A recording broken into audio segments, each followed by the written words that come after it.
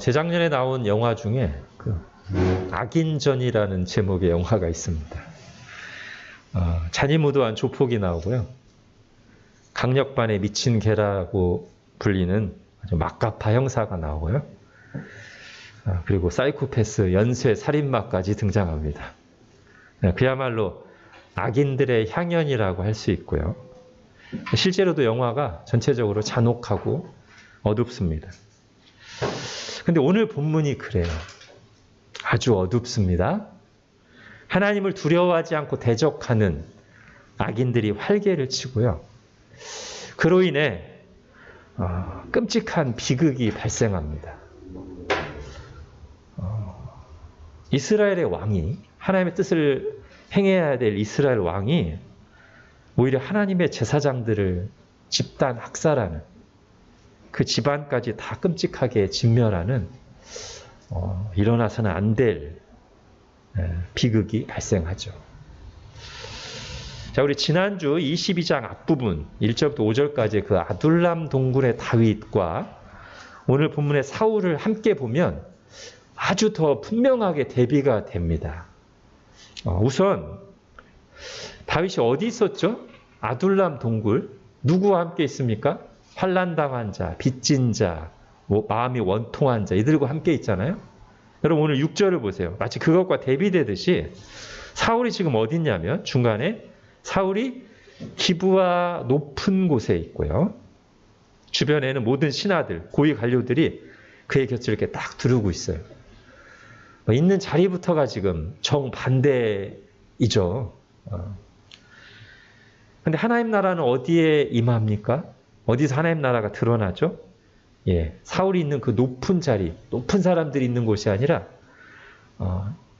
낮은 곳, 그리고 마음이 가난한 자들이 있는 아둘람 공동체에 하나님 나라가 임합니다. 오히려 사울이 있는 곳에서는 하나님의 백성에서는 절대로 일어나서는 안 될 끔찍한 비극, 하나님을 대적하는 사건이 벌어지죠. 그리고 또 한 가지 우리가 주목할 게 있는데요. 자, 지난주에 우리 그 다윗의 어떤 한마디 말 속에 다윗의 신앙과 현재의 내면 상태를 잘 보여주는 내용이 있다고 했죠. 이게 뭐였습니까? 다윗이 그의 나이 드신 부모를 모압 왕에게 의탁하는 과정에서 했던 말인데 이런 말이죠. 하나님이 나를 위하여 어떻게 하실지를 내가 알기까지. 이 말이었어요. 다윗의 이 말 속에는 하나님이 택한 백성을 위해서 일하시고 인도하실 것에 대한 확신이 담겨 있습니다. 그리고 이렇게 말할 수도 있어요. 다윗은 지금 믿음의 눈으로 현실을 똑바로 제대로 보고 있습니다. 다윗이 말한 게 사실이니까요. 하나님이 택한 백성 이스라엘을 위해서, 그리고 이스라엘의 기름 부은 자로 세운 다윗을 위해서 분명히 일하고 계시고 인도하시거든요. 다윗은 믿음으로 그것을 바라보고 있어요. 현실을 제대로 보고 있는 것이죠. 실제로 얼마 뒤에 선지자가 쉽지 않은 하나님의 인도하심을 전합니다. 뭡니까? 다윗은 지금 일부러 유다를 피해서 동굴 요새에 숨어 있는데 다윗이 의지하는 하나님이 그에게 말씀으로 주신 인도하심은 뭐예요? 지금 현재 숨어있는 요새를 떠나서 유다 땅으로 들어가라 했어요. 다윗은 말로만 하나님을 의지한 게 아니라 그의 행동으로 보여주죠. 다윗과 함께한 그 아둘람 공동체 사람들은 믿음으로 하나님 신뢰하면서 요새를 떠나 유다 땅으로 들어갑니다. 마치 야고보서에서 말했던 행함이 있는 믿음을 보여주는 것 같아요. 그리고 그렇게 하나님의 말씀에 순종함으로써 이들 스스로가 우리는 하나님의 다스림을 받고 있는 하나님의 백성이야 라는 것을 아주 잘 드러내 보여주고 있는 것이죠. 하나님이 다스리시는 나라가 하나님 나라니까요. 이 공동체가 바로 하나님 나라 공동체입니다. 자, 마찬가지로 사울도, 오늘 본문의 사울도 그의 어떤 말 속에 사울의 내면 상태가 잘 드러나는데요. 오늘 반복해서 나오는 말이 하나 있습니다. 여러분 읽으면서 발견하셨을 수도 있는데 8절을 먼저 보세요. 8절 중간에 내 아들이 내 신하를 선동하여 오늘이라도 매복하였다가 나를 치려 하는 것을 내게 알리는 자가 하나도 없도다. 자, 13절 중간 부분에도 그를 위하여 하나님께 물어서 그에게 오늘이라도 매복하였다가 나를 치게 하려 하였느냐. 예, 같은 말을 지금 사울이 반복하고 있어요. 어떤 말? 오늘이라도 매복하였다가 나를 치게 하려 하였느냐. 예. 뭡니까? 지금 사울은 실제로 이걸 두려워하고 있어요. 오늘이라도 누군가 나를 배신하고 몰래 매복하였다가 나를 죽이지 않을까 하는 두려움이 사울 안에 있어요. 이 두려움, 이 일그러진 내면 때문에 현실을 왜곡하고 있어요. 제가 아까 앞에서 다윗은 믿음의 눈으로 현실을 제대로 보고 있다고 했죠. 하나님이 나를 위해서 일하시고 나를 인도하실 것이다. 제대로 보고 있어요. 반면에 지금 사울은 현실을 왜곡하고 있어요. 마치 빛이 비추다가 물을 만나면 이렇게 빤듯이 들어오다가 물을 만나면 딱 왜곡되잖아요. 굴절되잖아요. 마찬가지로 사울도 지금 내면이 어그러져 있기 때문에 현실을 사실 그대로 받아들이는 것이 아니라 이 사실이 사울에게 들어오면 왜곡돼. 자기중심적으로 잘못 해석돼요. 지금 누구도 사울을 죽이려고 하지 않습니다. 아들 요나단이 사울을 죽일 생각 한 번도 한 적 없고요. 다윗은 오늘 본문은 물론이거니와 앞으로도 한 번도 사울을 자기 손으로 죽일 생각 한 적이 한 번도 없어요. 오히려 지금 누가 다윗을 죽이려고 합니까? 사울 자기가 예전에는 요나단 죽이려고 했었고 지금은 자기가 다윗을 죽이려고 하면서 해석은 어떻게 되는 거예요? 저 요나단이 나 죽일지 몰라. 다윗이 나 죽일지 몰라. 사람들이 오늘이라도 매복했다가 누가 나 죽일지 몰라. 이렇게 사실을 사실대로 보는 게 아니라 왜곡해서 보는 거예요. 왜곡해서 해석이 돼요. 사람 마음에 문제가 있으면요. 사람 같은 말을 해도 괜히 왜곡해서 듣고요. 아무렇지 않은 상황을 만나도 괜히 이상하게 해석하고요. 그렇게 돼요. 거기서 비극이 발생하고요.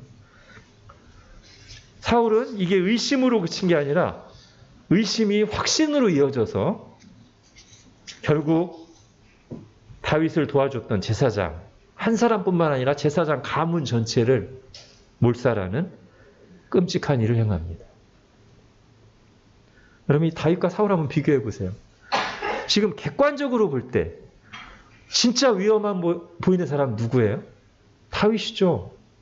절대 권력자 왕에게 매일매일 쫓기고 있는 다윗이 객관적으로 볼 때 위험해 보이잖아요. 그러나 오히려 다윗에게는 하나님을 의지하는 데서 오는 평안이 있어요. 하나님이 나를 위해 일하시고 인도하실 것이라는 확신이 있어요. 그렇기 때문에 그 평안과 확신 가운데 하나님의 말씀을 따라갈 수 있어요. 오히려 쫓기고 있는 듯한 모습을 보여주는 건 사울이죠. 가장 높은 위치에 있고 절대 권력을 가진 그였지만 마음에 평안이 없어요. 불안해. 뭔가에 쫓기고 있어요. 왜 그럴까요? 사울의 이 증상이 어디서 나온 거죠? 물론 사울에게 여러 가지 현실적인 상황과 이유들이 있어요. 근데 우리가 같이 지금 사무엘서를 처음부터 쭉 봐왔잖아요. 그러니까 우리는 어디서부터 이 증상이 시작됐는지, 오늘 이 제사장들을 죽이기까지 하는 이 비극의 씨앗이 어디서부터 시작됐는지 우리가 알고 있어요. 그렇죠? 그리고 이게 우리가 우리 삶을 해석하는 방식이 되어야 돼요. 자, 이 사울의 이 증상, 이 비극의 씨앗이 어디서부터 왔죠? 사울이 하나님의 말씀을 버리고 자기 소견에 오른 대로 행하고자 했을 때, 그때부터 이 싹이 싹 터왔고 자라와서 이제는 자기 왕 자리를 지키려고 하는 그 욕심과 두려움까지 겹쳐서 이 비극이 일어났어요. 욕심이 잉태한 즉 죄를 낳고 죄가 장성한 즉 사망을 낳느니라. 예. 하나님을 등진 것, 하나님의 말씀을 버린 것. 그게 오늘 비극의 진짜 이유예요. 여러분, 그리고 이것이 우리의 인간 사회에 있는 모든 고통과 비극을 바라보는 동일한 진단입니다. 왜냐하면 여러분, 사울이 했던 일을 사실 누가 했냐면 맨 처음에 우리 조상 아담과 하와가 했거든요. 아담과 하와가 한 일이 뭡니까? 하나님의 말씀을 버리고 자기가 하나님처럼 되고자 선악과를 먹은 그 죄를 지을 때 이 모든 인류의 비극이 시작됐거든요. 여러분, 최초의 인간 사회가 어디예요? 아담의 가정이잖아요. 아담과 하와가 죄를 범한 뒤로 그 아담의 가정에서부터 비극이 시작돼요. 그죠? 어떻게? 두 아들 사이에 살인사건이 일어나요. 첫째 아들이 둘째 아들을 시기하고 질투해서 돌로 쳐서 죽여요. 오늘 지금 사울이 하려고 하는 일이 그거잖아요. 다윗을 시기하고 질투해서 두려워하면서 죽이려고 하잖아요.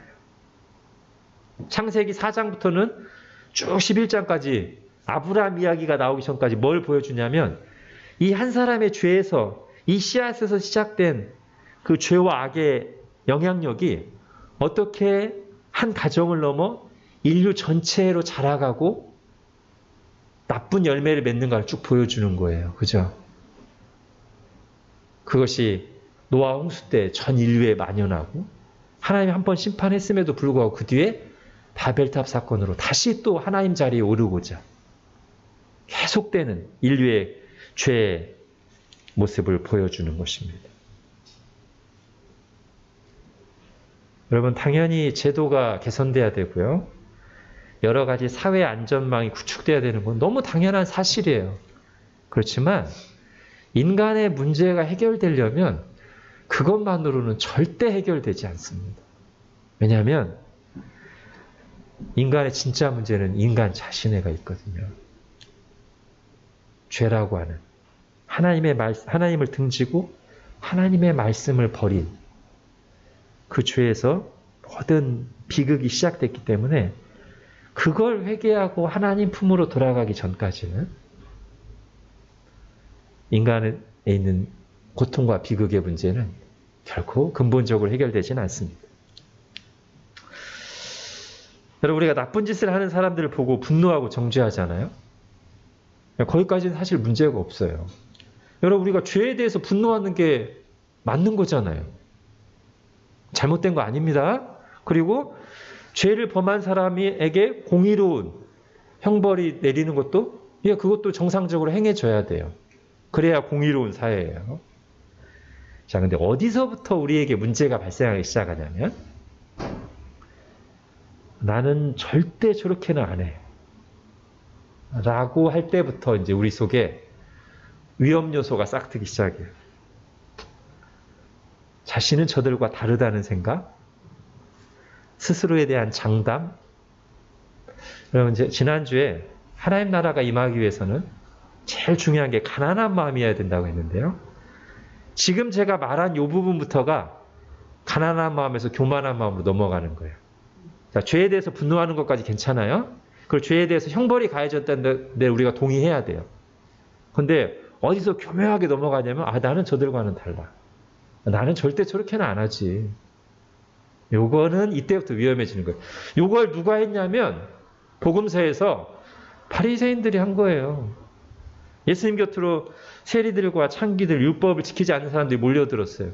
그 사람들 죄인 맞습니다. 죄인 아니라고 하면 안 돼요. 죄인 맞아요.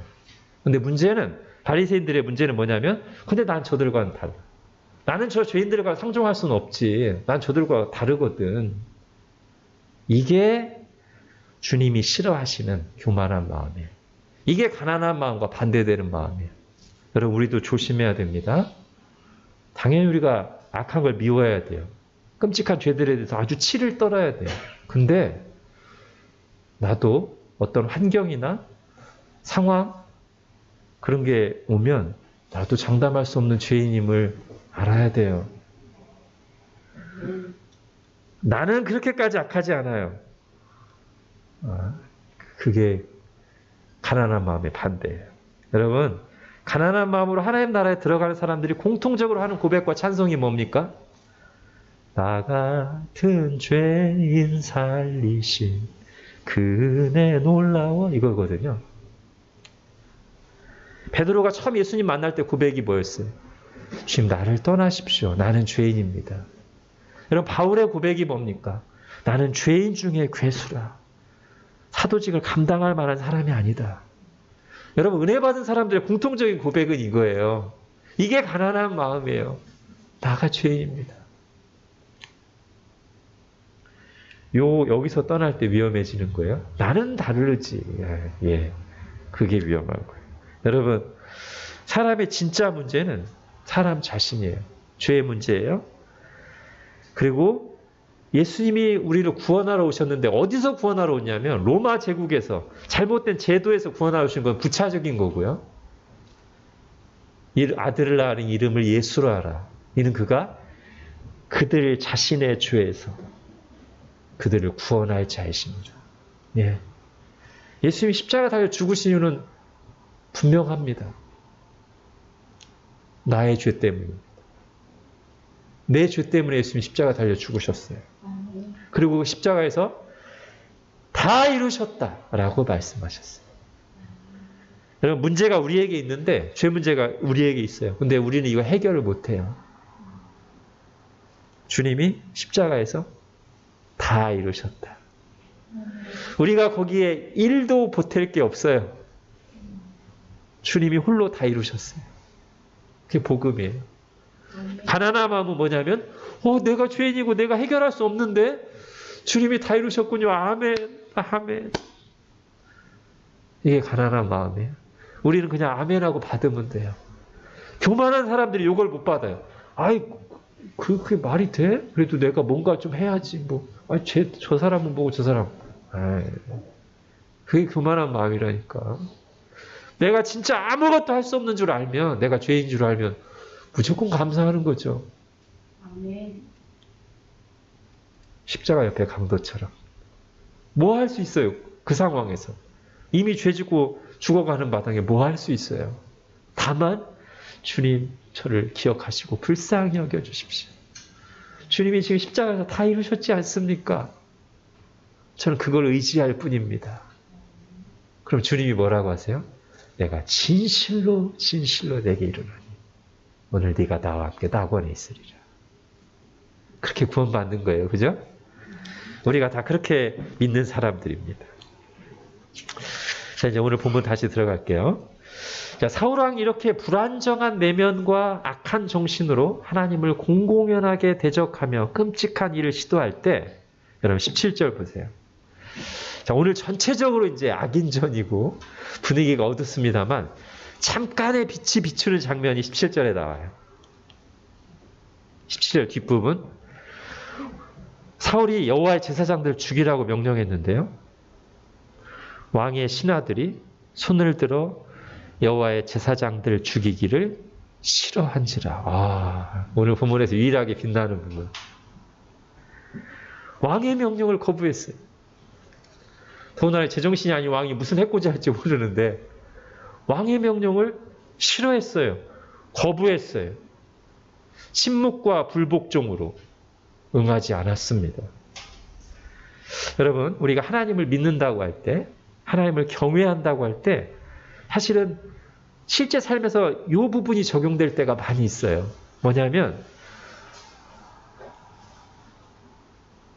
하나님의 뜻에 분명하게 어긋나는 것에 대해서는 우리가 반대하는 거예요. 거절하는 거예요. 불복종하는 거예요. 불참하는 거예요. 그것 때문에 내가 어려움을 겪더라도 손해를 보더라도 그래도 그건 아니지. 내가 그래도 하나님 믿고 하나님 두려워하는데 그건 못하지. 이때 하나님이 그래 네가 나를 경외하는구나 한다는 거죠. 여러분, 우리 성경과 역사 속에서 이 믿음의 계보들을 어렵지 않게 볼 수 있어요. 우선 출애굽기 1장에 이름 없는 산파들. 당시 최고 권력자인 애굽왕 바로가 추상 같은 명령으로 히브리 여인들이 아들을 낳으면 바로 죽여라고 산파들에게 명령했는데 산파들이 무슨 힘이 있다고 그 바로의 명령을 목숨 걸고 거절합니다. 왜 그랬죠? 출애굽기 1장 17절. 그러나 산파들이 하나님을 두려워해요. 예? 하나님을 두려워해요. 애굽 왕의 명령을 어기고 남자 아기들을 살린지라. 그랬더니 하나님이 어떤 은혜를 주십니까? 하나님이 그 산파들에게 은혜를 베푸시니 그 백성은 번성하고 매우 강해지니라. 그 산파들은 하나님을 경외하였으므로 하나님이 그들의 집안을 흥왕하게 하신지라. 여기서 계속 나오는 말이 있어요. 하나님을 두려워함으로, 하나님을 경외하였으므로. 다 같은 말이에요, 사실은. 우리나라 번역할 때는 경외라고도 되고 두려워하다고 되는데 다 똑같은 거예요. 자, 두 번째로 우리에게 좀 덜 알려진 사람, 열왕기에 나오는 오바댜라고 하는 왕궁 대신이 있습니다. 어느 왕 때냐면 이스라엘의 가장 악한 왕, 누구죠? 전체 통틀어서 가장 악한 왕, 아합 왕. 아합 왕과 엘리야가 활동할 때 그 아합 왕. 이 아합 왕 밑에서 이제 녹을 먹는 왕궁 대신인데요, 오바댜가. 이 왕비 이세벨이 여호와의 선지자들을 다 죽이라고 하던, 실제로 죽였던 그 엄혹한 시절에 몰래 그들을 감추고 먹을 것을 제공했던 사람이 오바댜예요. 영화 쉰들러 리스트에 나오는 쉰들러처럼. 자, 열왕기상 18장. 아합이 왕궁 맡은 자 오바댜를 불렀으니, 이 오바댜는 여호와를 지극히 경외하는 자. 여기도 똑같이 나오네. 여호와를 경외하는 자. 이세벨이 여호와의 선지자들을 멸할 때 오바댜가 선지자 100명을 가지고 50명씩 굴에 숨기고 떡과 물을 먹였더라. 네. 여러분, 이거 하나님을 두려워하지 않으면 할 수 없는 일이에요. 걸렸다가 자기가 죽어요. 그죠? 그리고 지금 인원수가 한두 명이 아니에요. 100명이에요. 100명을 50명씩. 숨기는 것 자체가 목숨을 건 행위고요. 그것도 짧은 시간 한데 긴 시간 동안 이 50명을 먹을 때 누구 돈으로 먹였을까요? 공적 자금으로 안 되죠. 그죠? 지금 이 나라 전체가 여호와의 선지자들을 죽이는 마당인데 다 사비로 했을 거 아니에요. 그러니까 목숨을 건 행위이자 자기의 재정을, 물질을 헌신한 헌신이죠. 하나님을 경외함으로 그렇게 했어요. 자, 그 다음에는 우리가 너무나 잘 아는 예, 다니엘의 세 친구들. 이번에도 느부갓네살 왕이 신상에게 절하라고 명령을 내리고, 그렇지 않으면 풀무불에 집어넣으리라고 위협했지만 이 세 사람은 분명하게 신앙을 고백하며 거절합니다. 왕이여, 우리가 섬기는 하나님이 계시다면 우리를 맹렬히 타는 풀무불 가운데서 능히 건져내시겠고 왕의 손에서도 건져내시리이다. 그렇게 하지 아니하실지라도 왕이여, 우리가 왕의 신들을 섬기지도 아니하고 왕이 세우신 금 신상에게 절하지도 아니할 줄을 아옵소서. 내가 죽을지라도 그건 못하겠습니다. 하나님 믿는 사람으로서 그건 제가 못하겠습니다. 이게 신앙의 구체적인 실천이죠. 여러분, 교회사 속에서도 로마 황제가 위협하든 어떤 왕들이 위협하든 간에 자기 신앙을 지키기 위해서 끝까지 회유와 협박을 거절하고 투옥되거나 순교했던 수많은 우리 믿음의 선진들이 있습니다. 그리고 그들 덕에 오늘 우리가 여기에 있습니다. 오늘 본문에서도 비록 소극적이나마 그 거절이라는 믿음의 계보에 동참했던 사람들이 등장하는 것이죠. 사울왕이라고 하는 이 정신나간 군주가 끔찍한 일을 행할 때 침묵으로, 불복종으로 왕의 명령에 거절하고 맞섰던 신하와 병사들이 있었습니다. 그들 역시도 어떤 것 때문에? 하나님을 두려워하니까, 하나님을 경외하니까 목숨 걸고 그렇게 한 것이죠. 자, 결국 이제 사울이 아마 씩씩댔을 거예요. 그죠? 왕이 명령했는데도 막 아무도 안 움직이니까 막 분해가지고 막 그러다가 결국 누구한테 시킵니까?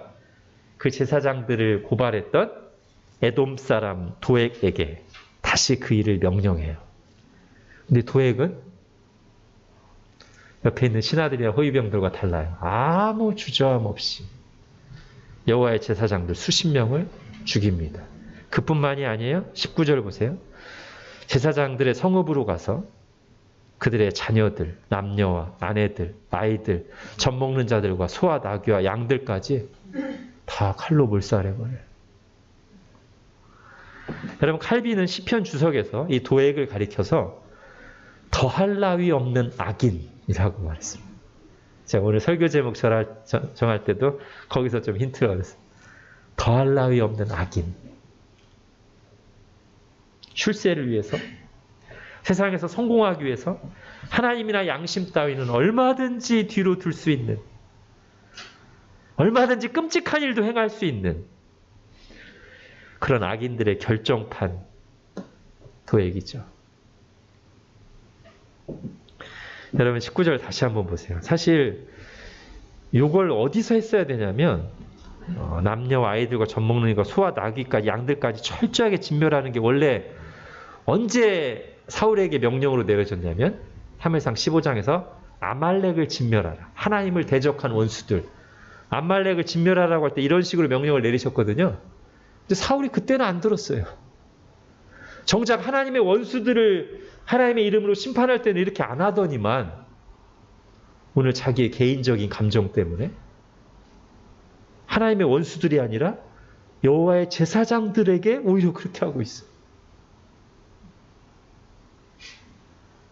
여러분 우리도 가끔 우리 생활을 돌아볼 때가 있어요. 하나님의 명령을 행할 때는 불완전하게 소극적으로 하다가 자기 감정이나 계산이 들어가면 아주 막 철저하게 그런 모습 있지 않습니까? 찔리죠, 그죠? 사울이 그러고 있어요. 여러분 오늘 이 사울을 보는 순간 이제는 우리가 사울에게 대한 내리는 판단이 더 이상 애매하지 않습니다. 지금까지 사울은 그래도 불순종하기도 하고 여러 죄를 지었어도 겉으로나마 말로나마 그래도 하나님을 떠나지는 않은 것처럼 하나님을 믿는 사람처럼 행동했어요. 그런데 오늘 이 사건, 그의 입에서 여호와의 제사장들을 죽이라는 말이 나왔을 때, 실제로 그것을 시행했을 때 이제 사울은 더 이상 하나님의 사람이 아닙니다. 하나님과 분명히 갈라섰습니다. 하나님의 대적하는 쪽에 서 있습니다. 사울에게는 여러 번에 걸쳐 회개의 기회가 있었어요. 그러나 그 모든 회개의 시간과 기회들을 차버리고 하나님을 정면으로 대적하는 길을 택했습니다. 그의 영혼은 파괴되었고 그의 파멸이 멀지 않았음을 보여줍니다. 자, 어쨌든 도액은 이제 유일하게 사울 왕의 요구를 행했기 때문에 아마 이 악한 일을 행하고 나서 보상을 받았을 거예요. 사울이 신뢰하는 측근이 되었을 것이고 아마 더 좋은 높은 자리로 승진했을 수도 있고 물질적인 포상을 받았을 수도 있어요. 여러분 방금 전에 사울 왕의 명령을 거부했던 신하들이 그때 당시에는 내가 하나님 믿는데 차마 그거 못하지라고 했지만 여러분 시험은 언제 찾아오냐면 그 뒤에 와요. 내가 그렇게 그때 순간적으로 이건 정말 하나님 사람으로 안 되지 하고 거절했어요. 근데 시간 지나고 보니까 자기는 그 행동 때문에 왕으로부터 미움과 의심을 사고 있고요. 오히려 그때 적극적으로 악을 행했던 도액은 잘 나가. 승진하고 돈도 많이 벌고 왕의 측근이 되고. 여러분 이때 오히려 시험이 찾아올 수 있어요. 믿는 자들에게. 자기 처지가 씁쓸하게 느껴지고 피해의식과 신앙적인 회의가 찾아옵니다. 믿음으로 행한 뒤에 만만치 않은 현실 속에서 느끼는 마음의 어려움, 의인들이 당하는 시험 중에 하나인데요. 시편 73편에는 도액 같은 사람들이 출세하고 잘 나가는 것을 보면서 절망과 신앙적 회의에 빠졌던 사람의 고백이 담겨 있습니다. 자, 한번 읽어볼게요. 나는 거의 넘어질 뻔하였고 나의 걸음이 미끄러질 뻔하였으니 이는 내가 악인의 형통함을 보고 오만한 자를 질투하였음이로다. 볼지어다 이들은 악인들이라도 항상 평안하고 재물은 더욱 불어나도다. 내가 내 마음을 깨끗하게 하며 내 손을 씻어 무죄하다 한 것이 실로 헛되도다. 예. 의인들이 이런 시험을 당해요. 그런데 여러분 이게 끝이 아닙니다. 만약에 이게 끝이라면 바울이 고린도전서 15장에서 했던 내가 주와 복음을 위해서 맹수들과 싸우고 여러 고난을 겪었는데 만약에 부활이 없다면 우리가 가장 불쌍한 사람이로라고 했듯이 만약에 이게 끝이면 우리 불쌍한 사람이에요. 그런데 이어지는 말씀 속에서 이 악인전, 악인들이 활개를 치고 잘 나가는 것 같은 이 악인전의 성경적인 결말이 나타납니다. 자, 시편 73편 이어서 읽을게요. 내가 어쩌면 이를 알까 하여 생각한즉 그것이 내게 심한 고통이 되었더니 하나님의 성소에 들어갈 때에야 그들의 종말을 내가 깨달았나이다. 주께서 참으로 그들을 미끄러운 곳에 두시며 파멸에 던지시니 그들이 어찌하여 그리 갑자기 황폐되었는가. 놀랄 정도로 그들은 전멸하였나이다. 무릇 주를 멀리하는 자는 망하리니 음녀같이 주를 떠난 자를 주께서 다 멸하셨나이다. 예. 시편 기자는 하나님의 성소에 들어갈 때 이걸 깨달았다고 했는데 아마 우리로 말한다면, 일반적으로 말하면 하나님의 말씀을 통해서 다시 한번 이걸 깨달았겠죠. 여러분, 신자들에게 반드시 이 믿음이 필요합니다. 어떤 믿음? 악인전에 대한 성경적인 결말을 믿는 믿음. 왜 그러죠? 왜 이 믿음이 반드시 필요합니까? 그걸 보고 이 나쁜 놈도 잘 됐다. 이렇게 감정적인 보상을 받기 위해서. 물론 감정적인 보상도 없진 않아요. 그러나 더 중요한 것은 이것입니다. 아까 우리 시편 기자 봤어요. 그리고 하박국의 경우도 한번 생각해 보세요. 여러분, 이 부분이 해소되지 않을 동안에는 의인들이 일단 하나님에 대한 불신과 회의에 빠져요. 하나님 뭐 하시는 거야 지금? 의로우신 하나님, 선하신 하나님 지금 뭐 하시는가? 그렇게 하나님과의 관계가, 하나님을 의심하게 되고 하나님의 관계가 무너지면 여러분 이제 신앙적인 회의에 빠지는 거예요. 즉 더 이상 좁은 길을 계속 걸어가요. 주님의 말씀 앞에 나오고 순종할, 기도할 힘과 의지가 그냥 쭉 빠져나가요.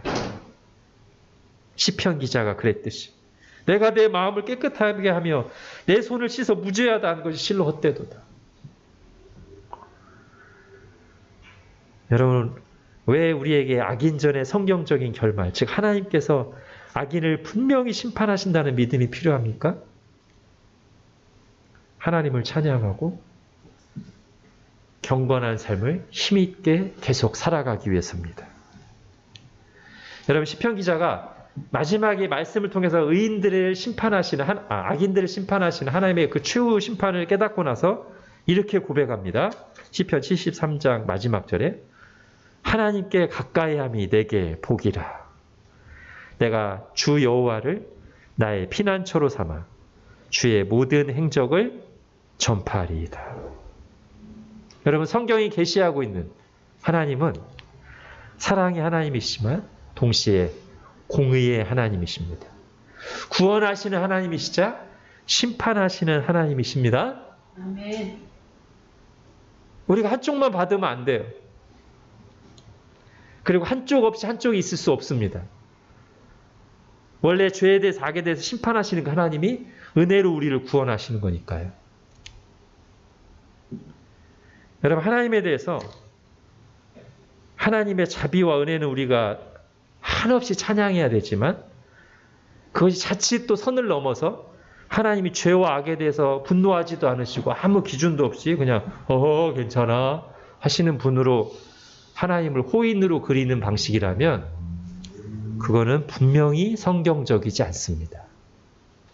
그것은 인간적인 감상으로 하나님을 왜곡하고 하나님의 영광을 가리는 죄입니다. 그런 이상적인 생각으로는 죄와 악이라는 현실 속에서 의롭게 살아가려고 몸부림치며 분투하는 사람들, 고통당하고 원통한 사람들을 위로할 수도 없고 하나님 말씀에 올바로 반응하게끔 할 수도 없습니다. 우리가 성경에서 보는 것은 하나님의 영광은 하나님의 구원하시는 행위에서도 빛나고 심판하시는 행위에서도 하나님의 영광이 드러납니다. 여러분, 계시록에 여러 편의 찬송이 나와요. 근데 계시록에 나오는 의인들, 천사들이 찬송하는 내용이 크게 두 가지예요. 하나는 하나님의 구원하시는 행위를 찬양합니다. 하나는 하나님의 심판하시는 행위를 찬양합니다. 제가 계시록에 나오는 아주 비슷한 구조로 되어 있는 두 구절을 읽어드릴게요. 똑같이 2일 후에 내가 라는 말로 시작하는데, 먼저 계시록 7장 2일 후에 내가 보니 각 나라와 족속과 백성과 방언에서 아무도 등이 셀 수 없는 큰 무리가 나와 흰옷을 입고 손에 종려 가지를 들고 보좌 앞과 어린 양 앞에 서서 큰 소리로 외쳐 이르되 구원하심이 보좌에 앉으신 우리 하나님과 어린 양에게 있도다. 이거는 하나님의 구원을 찬양하는 거예요. 자, 근데 똑같은 구조로 되어 있는 계시록 18장 2일 후에 내가 들으니 하늘에 허다한 무리의 큰 음성 같은 것이 있어 이르되 할렐루야 구원과 영광과 능력이 우리 하나님께 있도다. 그리고 이어서 그의 심판은 참되고 의로운지라 음행으로 땅을 더럽게 한 큰 음녀를 심판하사 자기 종들의 피를 그 음녀의 손에 갚으셨도다. 예. 이게 계시록에 나오는 두 큰 하나님을 찬양하는 제목의 두 주제예요. 구원하시는 하나님을 찬양하고 심판하시는 하나님을 찬양합니다. 여러분, 성경은 우리에게 이 땅에서 죄와 싸우며 좁은 길을 가는 우리에게 두 가지 소망을 분명히 붙들라고 강조합니다. 그 소망은 앞으로 반드시 이루어질 일이죠. 첫 번째가 뭡니까? 믿는 자들의 부활의 소망. 영원한 천국의 소망. 새하늘과 새 땅의 소망이 첫째고요. 둘째는 악인들에 대한 하나님의 공의로운 심판. 지옥의 실제에 대한 확신입니다. 주님께서 우리에게 좁은 문으로 가라고 말씀하실 때, 자, 두 가지 길이 있다. 좁은 문으로 가라고 하실 때, 이 좁은 문은 좋은 길, 생명의 길이고, 넓은 길은 그냥 그저 그런 길이라고 말씀하시지 않았어요. 이 넓은 길에 대해서 분명하게 말씀하셨습니다. 멸망으로 가는 길이라고. 좁은 문으로 들어가라. 멸망으로 인도하는 문은 크고 그 길이 넓어 그리로 들어가는 자가 많고, 생명으로 인도하는 문은 좁고 길이 협착하여 찾는 자가 적음이라. 이 땅에서 악인전이 펼쳐지는 것 같지만 우리는 그 악인전의 성경적인 결말을 분명히 알고 믿고 있습니다. 하나님께서 악인들을 반드시 심판하시고 우리의 모든 고통과 눈물을 갚아주시고 눈물을 닦아주실 것입니다. 기도하겠습니다. 하나님, 오늘 사울과 그리고 도액 같은 악한 이들이 끔찍한 악을 행하는 것을 보면서, 그러나 성경에서는 이 악인들의 결말에 대해서 어떻게 분명하게 말하고 있고 우리에게 소망을 주는지 다시 들었습니다. 주님, 우리가 실제로 살아가는 세상이 악인들이 활개를 치고 반칙과 적당한 타협을 하고 옳지 않는 길을 가는 사람들이 성공하는 것처럼 보이는 그런 시대를 살고 있습니다. 그것 때문에 우리 마음이 유혹을 받기도 하고 위축되기도 하고 어려움을 겪을 때가 있음을 고백합니다. 하나님, 붙들어 주십시오. 오늘 말씀을 통해 다시 한번 하나님께서 의인과 악인에게 어떤 최종적인 결말을 주실지를 우리 마음에 분명히 기록하고 명심하여 지치고 낙담하지 않고 계속해서 주님이 걸어가셨고 우리를 따라오라고 하신 그 생명의 좁은 길을 힘차게 걸어가는 저희들 되게 하여 주옵소서. 예수님의 이름으로 기도합니다. 아멘.